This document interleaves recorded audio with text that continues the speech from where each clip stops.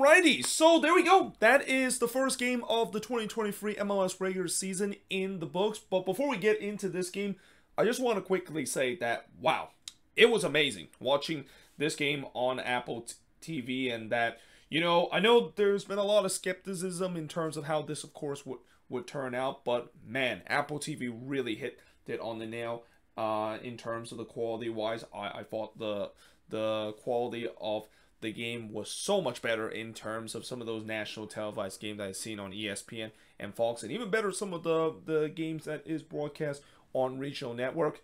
The crowd sound was absolutely amazing, and I think that was one of the things that also has been a big criticism, especially on Fox, because I thought at times trying to pump the crowd noise a little bit too loud, and then there's times where when I watch it on ESPN, they kind of don't really pump in the noise as loud it is. I feel like they did a good job in terms of not making it too loud, but also not making it too low, and it just kind of feels like you're actually at the game.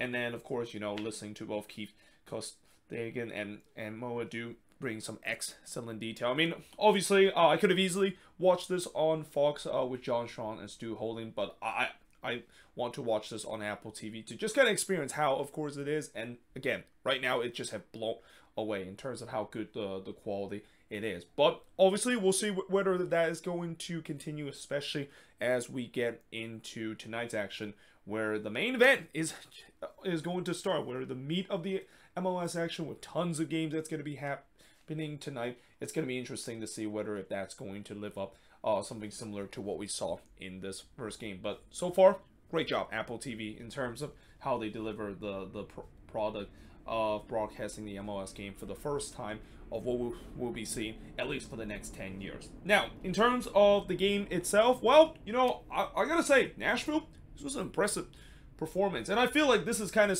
similar to what we saw last year when I actually watched them in person for their season opener against the Seattle Sounders, where they definitely looked like they were a decent team. And especially in the first half, man, this looked like a team that was on a mission to definitely be once again a playoff team in the Eastern Conference. And what's so important or so impressive about what Nashville did in this game, they didn't have Hani Mukhtar for most of this game. I mean, Hani Mukhtar came off the bench in this one and definitely made an impact in terms of really killing this game off. But for majority of the game, especially in the first half, they actually look very impressive going forward in the attack, and that's even when they're missing their most important piece, that is Hani Mukhtar. But in the first half, they did show the guitar reef before the beginning of the match.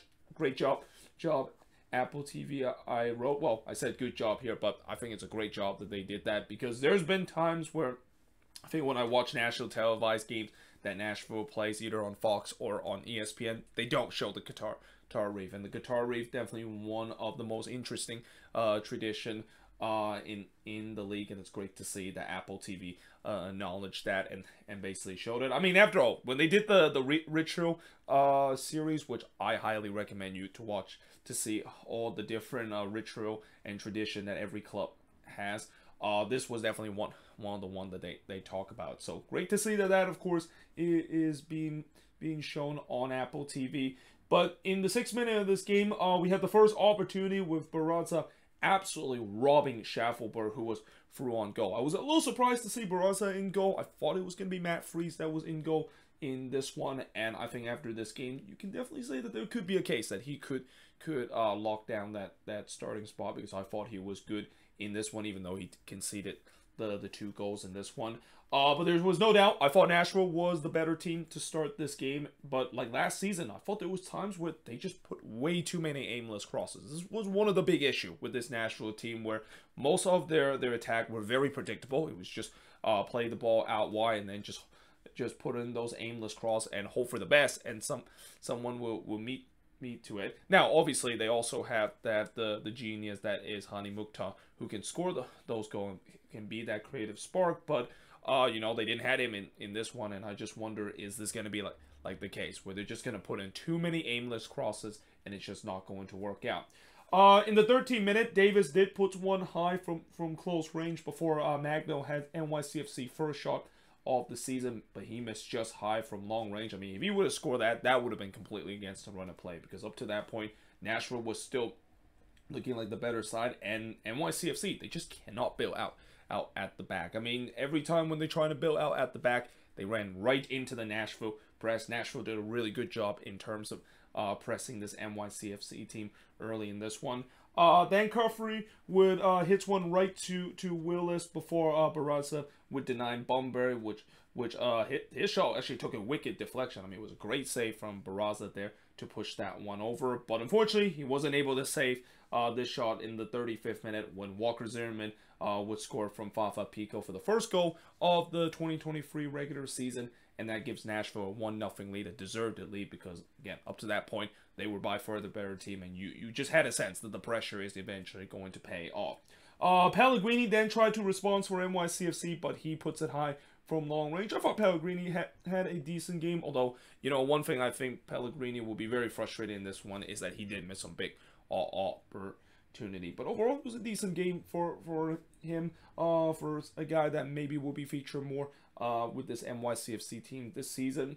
The referee then was being told by the Nashville faithful that he really sucked. And that's just an example of welcome back to MLS, of seeing referee getting booed, and also getting hated by the fans because of calls, and especially with Nashville fans. I mean, you know, I don't want to just kind of put this too hard on Nashville fans, but I do think they're kind of one of those fan base that, yeah, they get a little bit triggered in terms of a call that goes against them. I mean, I know that is the case for every fans, but they're kind of a little bit more sensitive than I've seen other fan base. But yeah, in this case, it's great to see that, you know, looks like MLS is definitely back when the ref you suck chant rings out in the stadium because of a bad call.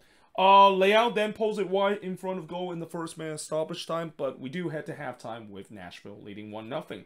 Now in the second half, Pellegrini, wow, this was a big missed opportunity. Like, he whiffs this shot over the bar from 7 yards out. You know, I don't know if he knew well, I think he just never really kind of set his feet there, because yeah, this was a big opportunity for NYCFC to tie the game up. But I also thought it was a much better start for NYCFC. Again, in the first half, they barely had any opportunity, and really the only opportunity that they had was long-range effort. But they started to gain more of the possession, kind of started to play the identity of what NYCFC is. I mean, I was kind of surprised that Nashville had a lot of possession in the first half, because I thought coming into this game, I thought NYCFC was going to be the one that dictate the plays, as it is kind of their identity for the past couple of seasons. But they finally started to do that, and Nashville started to kind of sit in that low block like what we've seen before from them. There was a shout for a handball that could have been a penalty for Nashville that was not given before Pellegrini missed wide from long range. Then Chanel fires it wide from long range, and you can start to see that NYCFC not only has been dominating the second half, but they were starting to knock on the door a little bit. And Nashville, again, they're just sitting deeper and deeper, and they were not having as much success and are really kind of aggressive in terms of winning the ball back. And again, this is kind of the thing that frustrates a lot of Nashville fans, the fact that, yes, you know, there are times that you want to be defensive, and that's kind of the philosophy that Gary Smith wants, but it's kind of also frustrating to just kind of sit back and hope for the best, because we have seen before, especially last season, when they do this, they can concede a goal and drop points because of it. Leao then flashed one wide on what was a rare opportunity for Nashville. In fact, that was probably the first chance that Nashville has coming out of the halftime break. There was a standing ovation for the reigning MVP Hani Mukhtar as he was summoned in the game, and it did not take long for him to impact this game, because after Willis, Palm, and O'Toole long-range shot away, Mukhtar would get into the action, as he would, well, it would actually be Jacob Schaffer that scored from Mukhtar here, but this was just all Hani Mukhtar. Like, he completely ripped apart that NYCFC backline before coolly played this ball right into Schaffelberg, who hammers it away to really kill this game off. And yeah, that was kind of the final real big chance, as you know, in the last 10 minutes, you can see this NYCFC team, they just looked deflated after conceding that second goal. And yeah, in the end, Nashville walk away with the first victory of the MLS regular season with a 2-0 wins. Shots in this one, 9 shots apiece for both of these teams. 4 shots on goal credited to the NYCFC had 7 shots off target for the 3 that Nashville has. 2 shots that was blocked with, and none that NYCFC had. And possession-wise, 62% possession compared to 38% possession that Nashville has in this game. Obviously, the possession started to kind of be heavily in favor of NYCFC, especially with the way that they kind of dominate the possession in the second half. But you can definitely see that this is a team that definitely lack in the final third department, and they cannot wait until they get Santiago Rodriguez back in this team, which I don't know exactly when that is going to be the case, but you can see that you know, it's not just the defense is kind of regress a little bit, but also on the attacking, and they just don't have that sharpness that we've seen in previous season. But you know, full credit has to be for this Nashville team. They defended very well in this game and took advantage of their chances when they were the better team. And yeah, we'll see how the rest of the regular season is going to look. And again, Nashville, you know, I know they were very impressive last season against Seattle, and that you know, I thought I was giving high praise that they could really be a threat in the West, but it turns out that, of course, is not the case. And this is kind of the thing about games that happening in the opening weekend. It is very easy to overreact. I'm pretty sure NYCFC fans, there's going to be some that's going to overreact and say that, well, we knew that this was a rebuilding year and so forth, and why not we just kind of tear it down and think about next season. I don't think so. I think this team, you know, especially trusting that the City Football Group is going to eventually make some signings during either the remaining part of the primary transfer window or the summer transfer window or the secondary transfer window. I think this NYCFC team is going to be better. I think it's just right now it's kind of an incomplete team because they're going through a rebuild / retool kind of process. But yeah, overall, hope you guys enjoyed this video. If you do, make sure you guys do like, smash the subscribe button. Hope definitely feel great to finally do a review of an MLS game after we haven't done one of these in almost 3.5 months. But yeah, either way, hope you guys enjoyed this video. If you do, make sure you guys do like, smash the subscribe button. And yeah, I of course will see you guys next time.